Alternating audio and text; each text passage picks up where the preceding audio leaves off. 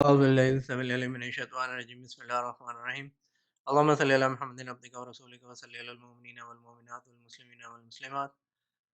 تو मैंने एक लम्हे के लिए अपने ज़हन में सोचा कि मैं इन लड़कों के साथ जाऊँ कि या ना जाऊँ।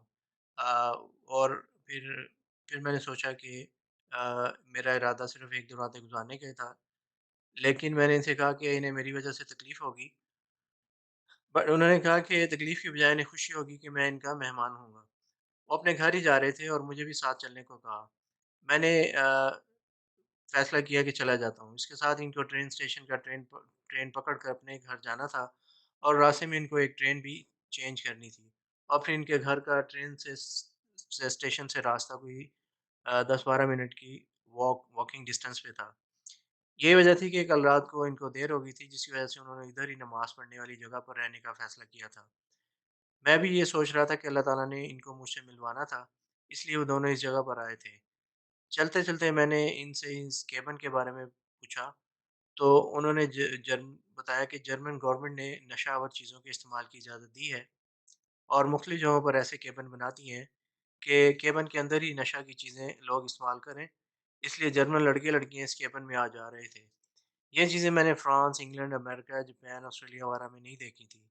ये मेरे लिए बिल्कुल नई मालूमात थी।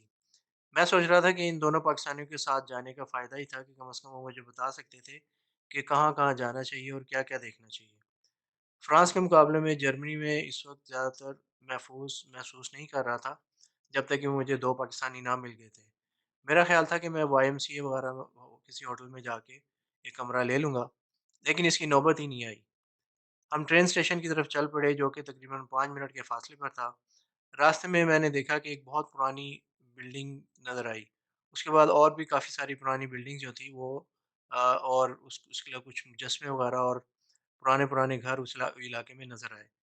मैंने अपने जो पाकिस्तानी फ्रेंड्स हैं उनसे पूछा कि जर्मनों ने अपने विरसे को बहुत सँभाल के रखा हुआ है और पुराने घर और पुरानी बिल्डिंग्स जो हैं, उनको उन्होंने बिल्कुल चेंज नहीं किया।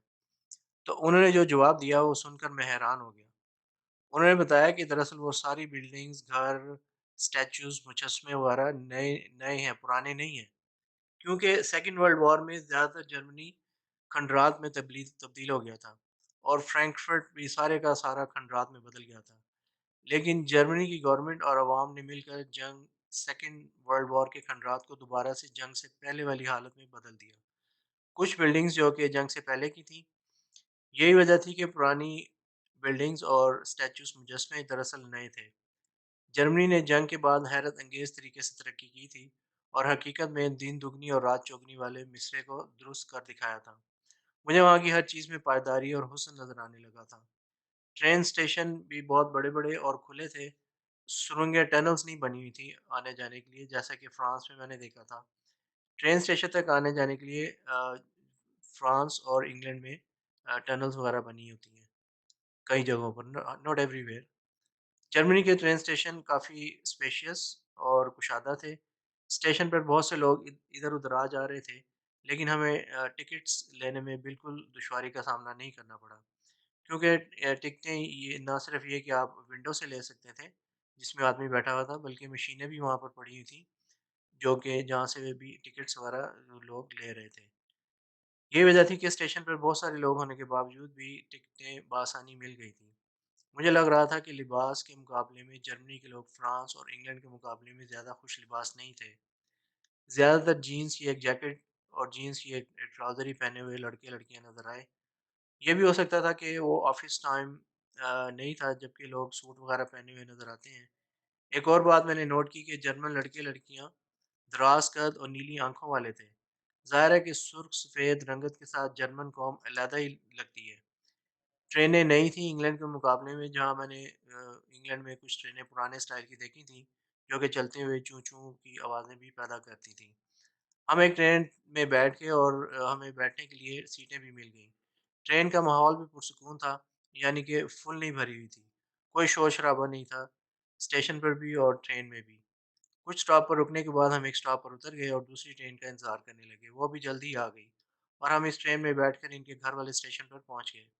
वहाँ से कोई 10 मिनट का पैदल का रास्ता हमने तय किया, जो कि गलियों से होकर गुज़रता था।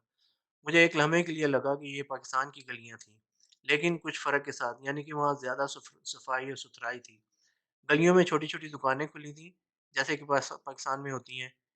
یہ میں نے انگلینڈ میں نہیں دیکھا تھا۔ مجھے یہ چیزیں دیکھ کے بہت اچھا لگ رہا تھا، اور وہاں پر جو جرمن لوگ آ جا رہے تھے انہوں نے بھی بالکل ہمیں گھوریاں نہیں ڈالی، ہمیں گھور گھور کے نہیں دیکھا، اور ناپسندیدگی دیدگی کا اظہار نہیں کیا، بلکہ نارمل طریقے سے ہم وہاں سے گزر رہے تھے، یعنی کہ کسی قسم کی اجنبیت محسوس نہیں ہوئی۔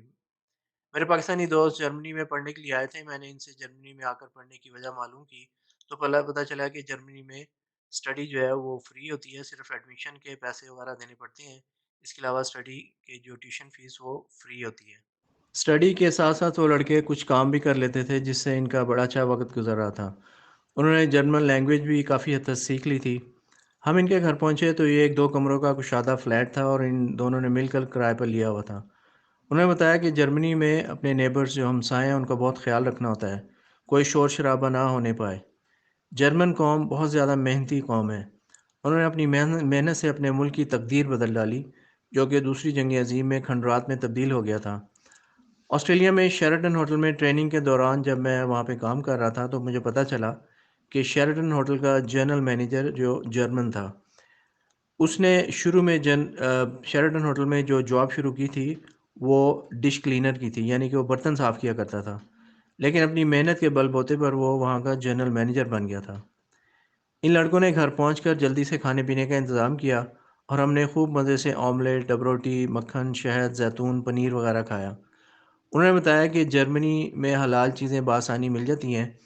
کھانے کے بعد مجھے نیند آئی ہوئی تھی، اور وہ بھی کچھ دیر کے لیے آرام کرنا چاہتے تھے، اس لیے انہوں نے میرے لیے ایک کمرہ دے دیا اور خود دونوں ایک روم میں شفٹ ہو گئے۔ میں ان لڑکوں کی مہمان نوازی سے بہت متاثر ہوا تھا۔ انہوں نے ایک دم سے مجھ پر بھروسہ کر لیا تھا اور اپنے گھر لے آئے تھے، اور اب میں ان کے گھر میں آرام کر رہا تھا۔ لیکن میرا مقصد آرام کرنا نہیں تھا، میں نے چند گھنٹے آرام کیا، اور پھر ان دوستوں کی دی ہوئی ہدایت کے مطابق انسٹرکشنز جو انہوں نے مجھے دی تھیں کہ کہاں پر مجھے جانا چاہیے اور کہاں نہیں جانا چاہیے، میں وہاں سے شہر گھومنے کے لیے نکل آیا۔ میں نے ان کے گھر کی لوکیشن کو اچھی طرح سے لکھ لیا تھا، اور راستوں کو بھی کاغذ پر لکھ لیا تھا کہ مجھے واپسی پر کوئی مشکل پیش نہ آئے۔ راستے میں اسٹیشن کی طرف جاتے ہوئے میں نے بورڈز وغیرہ کے نام اور گلیوں کے کچھ نام بھی لکھ لیے، جس سے مجھے کافی تسلی ہو گئی تھی۔ ویسے میرا چیزوں کو دیکھنے کا مشاہدہ بھی کافی اچھا ہے، اس لیے میں 2 دن وہاں رہا تو مجھے آنے جانے میں کسی قسم کی مشکل کا سامنا نہیں کرنا پڑا۔ ٹرین اسٹیشن کے نام وغیرہ بھی نوٹ کر لیے تھے۔ میں ٹرین اسٹیشن پر پہنچ گیا اور سوچ رہا تھا کہ کیا کیا جائے۔ ایک خیال یہ تھا کہ کسی ٹرین پر بیٹھ کے اس کے آخری اسٹاپ تک جاؤں، اور پھر وہاں پر مٹر گشت کروں، چیک کروں، ادھر ادھر دیکھوں پھروں، گھوموں پھروں، اور اسی ٹرین پر بیٹھ کے واپس آ جاؤں۔ لیکن میں نے فرینکفرٹ سٹی شہر جانے کا ارادہ کیا، اور ٹرین میں بیٹھ کر سٹی پہنچ گیا۔ لندن یا پیرس میں بھی اتنی زیادہ پرانی اسٹائل کی بلڈنگیں نہیں دیکھی تھیں جتنی کہ میں نے فرینکفرٹ میں دیکھیں۔ روڈ کے ساتھ ساتھ والی جگہیں اینٹوں سے بنائی گئی تھیں، یہ چیز میں نے ہر جگہ دیکھی تھی۔ گلیاں اینٹوں کی بنی ہوئی تھیں، اور اینٹیں بھی خاص قسم کی اور خاص رنگوں کی، زیادہ تر ان میں گرے رنگ کی اینٹیں لگائی گئی تھیں جو کہ بہت بھلی معلوم ہوتی تھیں۔ شہر میں ٹرام بھی چل رہی تھی، لیکن میں ٹرام کی سیر نہ کر سکا، بس دور سے ہی دیکھ لی۔ یہ سب بجلی سے چلتی تھیں، اس سے اندازہ لگایا جا سکتا ہے کہ جرمنی اور دوسرے ترقی یافتہ کنٹریز جو ہیں ان کے پاس انرجی پیدا کرنے کی کتنی صلاحیت ہے، کہ شہر میں ٹرینیں اور ٹرام بجلی سے چلتی ہیں اور عوام کے لیے بہت زیادہ سہولت مہیا کرتی تھیں۔ پاکستان میں سنتے تھے کہ نیوکلیئر صلاحیت اس لیے حاصل کی جا رہی تھی کہ بجلی پیدا کی جا سکے، لیکن ایٹامک بم بنانے کے باوجود بھی پاکستان بجلی کی صلاحیت میں کچھ ترقی نہ کر سکا۔ کیا وجہ ہے یہ تو اس کی تو حکمران ہی بتا سکتے ہیں۔ عوام تو بس انتظار ہی کر رہے ہیں کہ کب انرجی کا مسئلہ حل ہوگا اور کب ان کی زندگی آسان ہوگی۔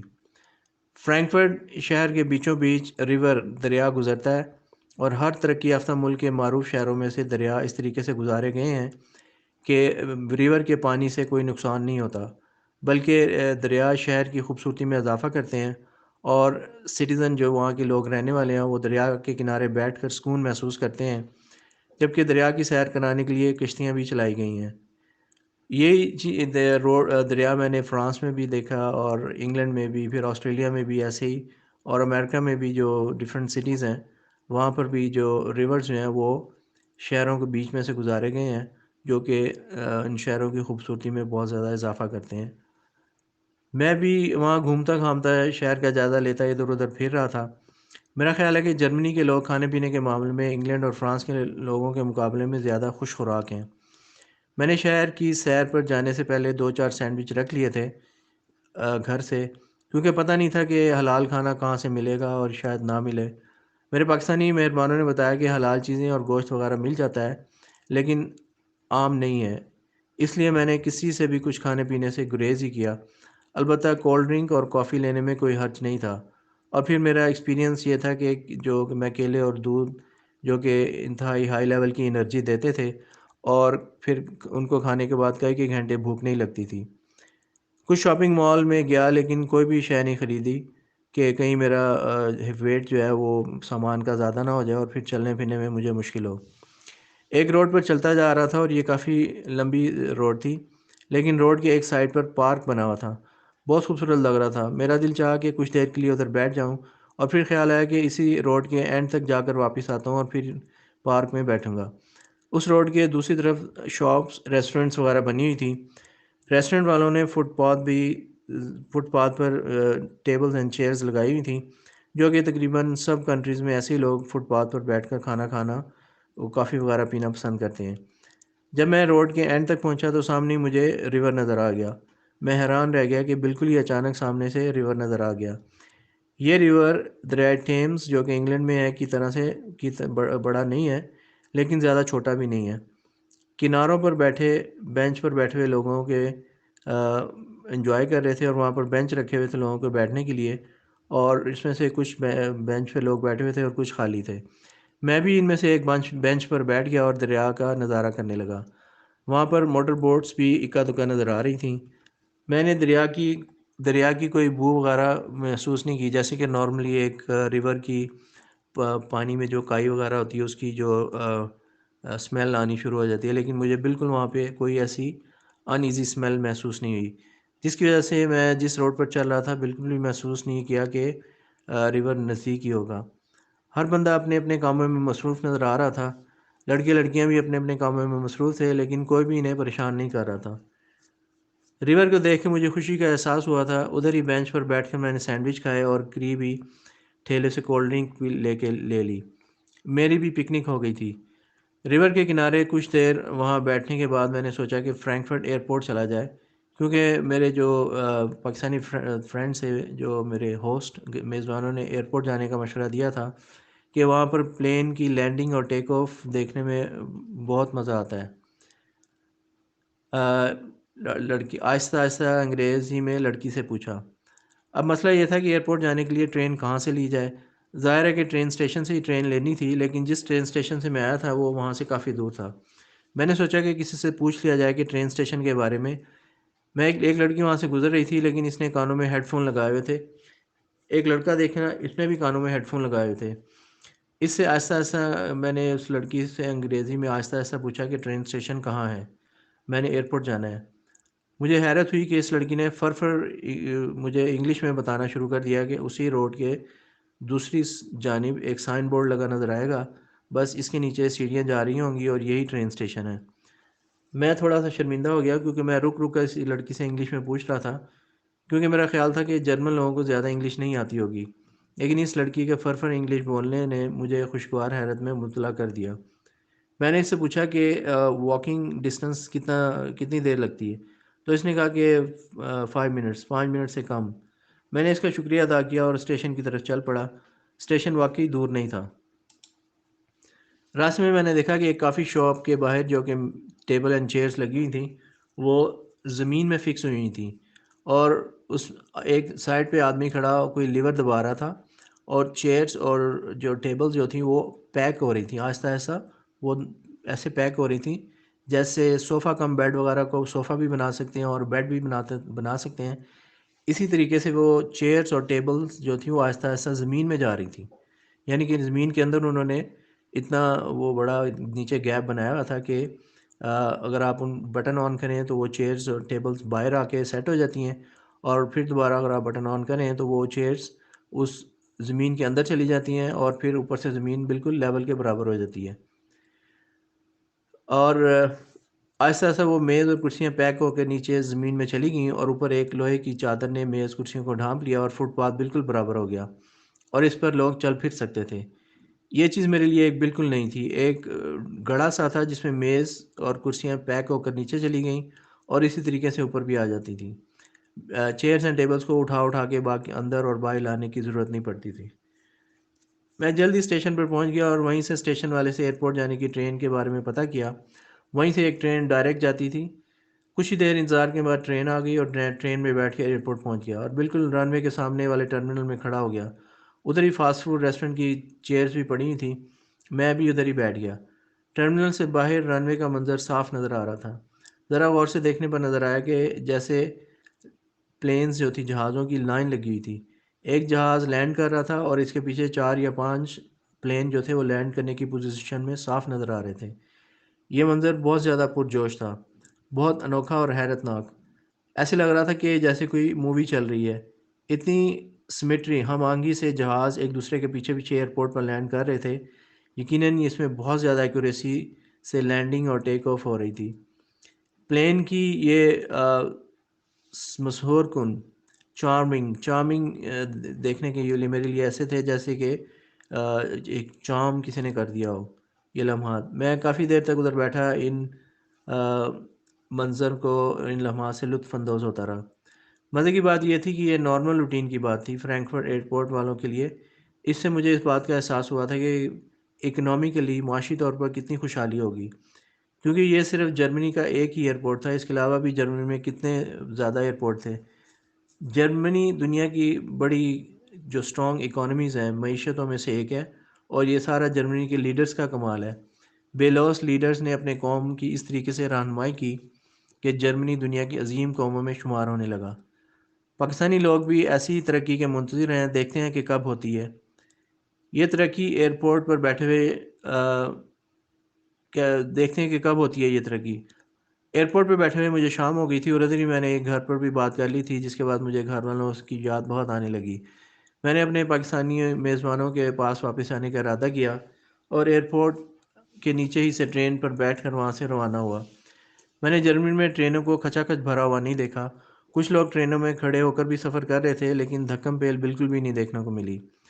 ترقی یافتہ ملکوں میں ہر کام پوری پلاننگ، منصوبہ بندی کے ساتھ کیا جاتا ہے اور پوری اسٹڈی کی جاتی ہے، ریسرچ کی جاتی ہے کہ جو بھی کام کیا جانا ہے اس کا آئندہ آنے والے سالوں میں کیا اثر ہو سکتا ہے، اور ہر ترقی یافتہ کام کو آئندہ آنے والے سالوں میں اور زیادہ پھیلانے کی گنجائش رکھی جاتی ہے۔ یہ وجہ ہے کہ ایک ترقی یافتہ منصوبہ اپنے پورے اثرات سے عوام کو فائدہ پہنچاتا رہتا ہے۔ مجھے ایک ٹرین تبدیل کرنی تھی واپسی کے لیے۔ میں سوچ رہا تھا کہ ٹھیک سٹاپ پر اتر کر دوسری ٹرین پکڑ لوں، وگرنہ میرا وقت ضائع ہو سکتا تھا اور ٹینشن بھی ہو سکتی تھی۔ میں نے اپنے نوٹس نکال لیے تھے اور ان کے مطابق میں ٹھیک ٹرین میں بیٹھا تھا، اور جس سٹاپ پر اتر کر مجھے ٹرین بدلنی تھی وہ بھی بس اب نزدیک آ رہا تھا۔ جرمنی میں مجھے ٹرین میں یا بازاروں میں پھرتے ہوئے کوئی خوف محسوس نہیں ہوا۔ حالانکہ جب میں فرینکفرٹ بس اسٹیشن سے اترا تھا تو میرے سامنے ہی نشئی قسم کے جو لوگ نظر آئے تھے، جس کی وجہ سے میرے ذہن میں جرمنی کا نازی گروپ آ گیا تھا، جو کہ سروں سے گنجے ہوتے ہیں اور تشدد کرنے میں بالکل نہیں گھبراتے۔ لیکن اس پہلے ایکسپیرینس کے بعد سب کچھ اچھا ہوا تھا، جس کی وجہ سے میرے ذہن سے نازی گروپ کا ہوا بالکل ہی ختم ہو گیا تھا۔ ابھی بھی ٹرین میں ماحول اچھا تھا اور سب لوگ اپنے اپنے کاموں میں مگن تھے۔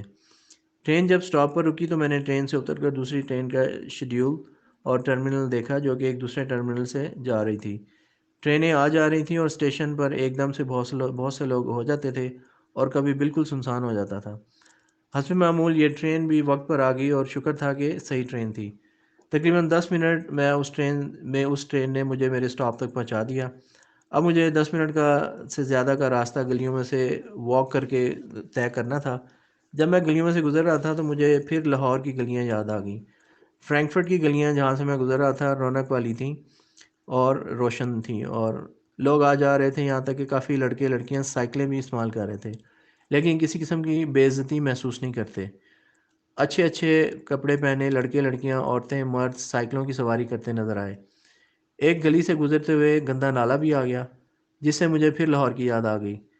گھر کی طرف جاتے ہوئے میں سوچ رہا تھا کہ کل مجھے جرمنی سے اگلی منزل یعنی چیکوسلوواکیہ کے لیے روانہ ہونا چاہیے، کیونکہ فرینکفرٹ کی سیر کر لی تھی اور اگر کوئی جگہ رہ گئی تھی تو وہ کل لندن میں دیکھی جا سکتی تھی، اور شام یا رات کو چیکوسلواکیہ جہاں ایڈرینا رہتی تھی اس سے ملنا تھا، جو کہ مجھے لندن میں ملی تھی، اور چیکوسلواکیہ آنے کی اس نے دعوت دی تھی۔ فرینکفرٹ میں میرا سارا دن بہت اچھا گزرا، میں نے ہر جگہ انجوائے کیا۔ ٹرین کا سفر بھی بہت اچھا تھا، ایئرپورٹ پر تو کمال ہی ہو گیا تھا، 2-3 گھنٹے ایسے گزرے کہ وقت گزرنے کا پتہ ہی نہیں چل سکا۔ ریور پر بھی وقت اچھا گزرا وہاں، اور وہاں کی گلیوں سے گزرتے ہوئے مجھے کچھ لمحوں کے لیے اپنے لاہور کی گلیاں یاد آ گئیں۔ حتیٰ کہ لاہور میں گلیوں میں جو چھوٹے چھوٹے کریانہ سٹور بنے ہوتے ہیں، اسی طرح کے سٹور بھی مجھے فرینکفرٹ کی گلیوں میں دیکھنے کو ملے۔ میں نے کاغذ جس پر نقشہ بنا ہوا تھا اپنے پاکستانی میزبانوں کے گھر کا پتہ نکال لیا، اور نشانیاں دیکھ کر آگے بڑھتا رہا، اور بالآخر گھر تک پہنچ گیا۔ وہ دونوں دوست پہلے سے ہی گھر میں موجود تھے اور میرا انتظار کر رہے تھے، اور باتیں کر رہے تھے کہ کہیں راستہ نہ بھول گیا ہوں۔ گھر میں داخل ہوتے ہی کھانے کی خوشبو نے میری بھوک کو زیادہ کر دیا۔ لڑکوں نے بتایا کہ کھانا تیار تھا، اور کھانے کے ساتھ ساتھ باتیں بھی کرتے رہے۔ کھانا کھاتے ہوئے میں نے سارے دن کی کارگزاری ان کو سنائی۔ انہوں نے بتایا کہ جب بھی پہلی مرتبہ فرینکفرٹ آئے تھے تو وہ بھی ایئرپورٹ کا نظارہ کرنے گئے تھے۔ انہوں نے معذرت کی کہ وہ میرے ساتھ شہر کی سیر کے لیے نہیں جا سکتے تھے، کیونکہ ان کو اپنی اسٹڈی اور پھر اپنے کام میں کافی زیادہ بیزی تھے۔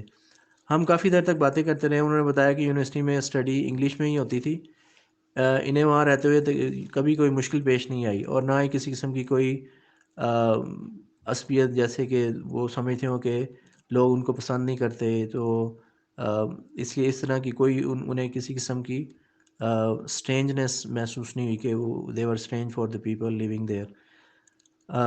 یہ بات میرے لیے حیرت کا باعث تھی، کیونکہ میرے خیال کے مطابق جرمنی میں لوگ غیر جرمن کو پسند نہیں کرتے ہوں گے، لیکن جو میں نے مشاہدہ کیا تھا اور میرے پاکستانی دوستوں نے بتایا تھا وہ میرے خیالات سے بالکل مختلف تھا۔ ہم نے اگلے دن کی پلاننگ کی اور سونے کے لیے لیٹ گئے۔ بڑے سکون کی نیند آئی۔ صبح اٹھا تو فریش ہو گیا تھا، نہا دھو کر فریش ہو کر ناشتہ کیا، اور پھر ایک لڑکا یونیورسٹی جانے کے لیے چلا گیا اور دوسرے نے کچھ دیر ٹھہر کر جانا تھا۔ ہم نے یہ طے پایا کہ وہ دونوں اسی مسجد میں مجھ سے ملاقات کریں گے جب وہ یونیورسٹی جہاں سے میں نے ان سے پہلی دفعہ ملاقات کی تھی۔ جب وہ یونیورسٹی سے پڑھ کر آ جائیں گے تو وہ مجھے ادھر ہی ملیں گے۔ اس دوران میں کچھ شہر اور شہر میں کسی اور جگہ پہ گھوم پھر لوں گا۔ ہم دونوں کچھ دیر کے بعد گھر سے نکل آئے۔ میں نے اپنا بیگ بھی لے لیا تھا کہ اب مجھے شام کو چیکوسلواکیہ کے لیے بس لینی تھی۔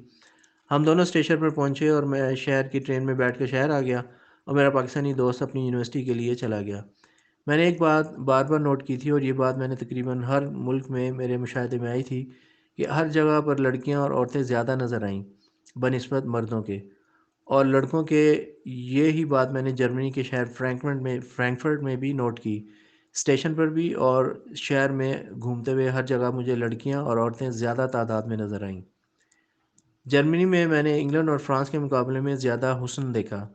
لڑکیاں شاید میک اپ کرتی ہی نہیں، شاید اس لیے میں نے کسی عورت یا لڑکی کو ایسا نہیں دیکھا جس نے میک اپ کیا ہو یا لپسٹک لگائی ہو۔ بالکل سادہ چہرہ، لیکن پنک رنگ کی نیلی آنکھوں کے ساتھ، اور دراز کا دبلی پتلی لڑکیاں اور عورتیں تیزی سے ادھر ادھر چلتی پھرتی نظر آئیں۔ پاکستان میں لوگ چلتے ہوئے بھی ایسے لگتے ہیں کہ جیسے سلو موشن میں چل رہے ہیں، دھیرے دھیرے، آہستہ آہستہ، خوابیدہ خوابیدہ۔ لیکن ویسٹرن کنٹریز میں لوگ ہر کام تیزی سے کرتے نظر آتے ہیں۔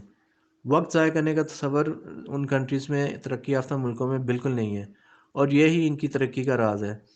ہمارے ملک میں جب تک کوئی دھکا نہ لگائے لوگ خود سے کام نہیں کرتے۔ ہر کام میں ہمیں دھکا سٹارٹ ہونا پڑتا ہے، جس کی وجہ سے ہم زندگی کے ہر شعبے میں بہت سال پیچھے رہ گئے ہیں۔ شہر پہنچ کر میں شہر کے بیچوں بیچ ایک کافی بہت بڑی جگہ کھلے صحن کی طرح کی ہے، جہاں پر لوگ چلتے پھرتے، کھاتے پیتے، اٹھتے بیٹھتے اور آرام کرتے ہیں۔ میں نے بھی کچھ دیر وہاں بیٹھ کر لوگوں کو اور ارد گرد کے ماحول کو دیکھتا رہا۔ میں نے فرینکفرٹ میں کسی لڑکے لڑکی کو کوئی ایسی ویسی حرکت کرتے نہیں دیکھا، جبکہ لندن اور فرانس میں یہ حرکتیں عام نظر آتی ہیں۔ فرینکفرٹ میں ٹرامز بھی چلتی ہیں، اور ان میں کھانے والی ٹرامز بھی ہوتی ہیں، جس میں بیٹھ کر آپ کھانا کھائیں اور ساتھ ساتھ شہر کی سیر بھی کرتے جائیں۔ آسٹریلیا کے شہر میلبرن میں بھی ڈنر ٹرامز چلتی ہیں۔ ڈنر بھی کریں اور ساتھ ساتھ شہر کی سیر کا لطف بھی اٹھائیں۔ میں چلتا ہوا مسجد کی طرف آ گیا، جہاں پر میرے پاکستانی میزبانوں سے ملاقات ہوئی تھی۔ مسجد کھلی تھی اور نماز کا وقت تھا۔ میں نے وضو کر کے نماز ادا کی، ادھر ہی کچھ دیر کے لیے بیٹھ گیا، لیکن وہاں کے ایک ذمہ دار آدمی نے، جو کہ مسجد میں دیکھ بھال کرتا تھا، مجھے بتایا کہ مسجد کو تالا لگا دیا جاتا ہے اور نماز کے اوقات میں کھول دیا جاتا ہے۔ ان سے اپنا تعارف کروایا، وہ بھی پاکستانی تھے۔ ان کو اپنے پاکستانی میزبان دوستوں کے بارے میں بتایا کہ ایک رات ان کے ساتھ ان کے گھر میں رہا تھا اور آج شام کو چیکوسلواکیہ کے لیے بس پکڑنی تھی، جس کی وجہ سے میرے ساتھ کچھ گھل مل گئے اور ادھر ہی کچن سے کھانا اور چائے وغیرہ کی آفر کی۔ میں کافی دیر بیٹھا ان سے باتیں کرتا رہا اور پھر ان دونوں پاکستانی میزبان بھی آ گئے اور ہم خوش گپیوں میں مصروف ہو گئے۔ وہ پاکستانی میزبان میرے لیے کھانے کی کافی چیزیں لے آئے تھے کہ میں سفر میں کھاتا رہوں، اور چاکلیٹ، بسکٹ، چپس، جوس وغیرہ دوستوں نے کھانے کے لیے ایک جگہ جہاں سے حلال کھانا ملتا تھا وہاں پہ جانے کے لیے کہا، لیکن وہ جگہ کافی دور تھی اور آنے جانے میں کافی ٹائم لگ سکتا تھا، اور میں ہو سکتا ہے کہ اپنی چیکوسلواکیہ جانے والی بس مس ہو جاتی۔ اس لیے ان سے معذرت کر لی اور ادھر ہی جو کچھ بنا بنایا تھا کھایا اور شکر ادا کیا۔ جلد ہی میرے چلنے کا وقت ہو گیا تھا اور وہ لوگ مجھے بس اسٹیشن تک، جو کہ کافی نزدیک ہی تھا، چھوڑنے کے لیے آئے۔ مجھے بس وقت پر مل گئی اور میں اپنے پاکستانی دوستوں کی میزبانی کا شکریہ ادا کیا اور بس پر سوار ہو گیا۔ کچھ ہی دیر بعد جب سب مسافر آ گئے تو بس روانہ ہو گئی۔ میں نے ڈرینا کا ایڈریس نکال کر دیکھ لیا تھا اور اچھی طرح سنبھال کر رکھ لیا تھا۔ بس میں اکا دکا سیٹیں خالی تھیں، رات ہو چکی تھی اور بس آہستہ آہستہ شہر میں سے گزرتی ہوئی ہائی وے پر آ گئی۔ سردیوں کے دن تھے لیکن بس میں ٹیمپریچر نارمل رکھا گیا تھا اور ہیٹر آن تھے۔ میرے ساتھ والی سیٹ پر کوئی بھی نہیں بیٹھا تھا، اس لیے مجھے فرنٹ کی طرف سیٹ نہ مل سکی اور میں تقریباً درمیان میں بیٹھا تھا۔ ویسے بھی رات کا وقت تھا تو فرنٹ والی سیٹ پر بیٹھ کر کوئی بھی فائدہ نہیں تھا کہ باہر اندھیرے میں اندھیرا تھا اور ہیولے ہی نظر آ رہے تھے اور کچھ باہر کی چیزیں نہیں دیکھی جا سکتی تھیں۔ کچھ دیر کے لیے نیند آ گئی، پتہ نہیں کتنی دیر سویا ہوں گا۔ جب اٹھا تو بس ایک جگہ رک رہی تھی۔ مجھے کھانے پینے کی چیزیں نہیں لینی تھی اور نہ ہی واش روم جانا تھا، اس لیے میں نیچے نہیں اترا۔ کچھ دیر کے بعد بس پھر چل پڑی۔ ہم نے تقریباً 2 گھنٹے کا سفر طے کر لیا تھا۔